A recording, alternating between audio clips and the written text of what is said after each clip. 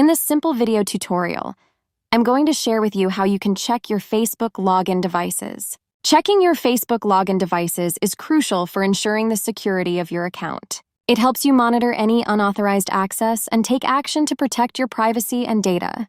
To do this, simply head into your Facebook. On your menus page, select the option of Settings. On Your Settings and Privacy, you will then select on this first option of Account Center. Head into Password and Security. Inside the section of where you're logged in, select your Facebook account. You will see all devices that are logged into your Facebook account. To remove untrusted or unauthorized devices, simply head into it and click on Logout. They will get logged out and lose access to your Facebook account ever again. This helps you spot suspicious activity early and prevent potential security breaches.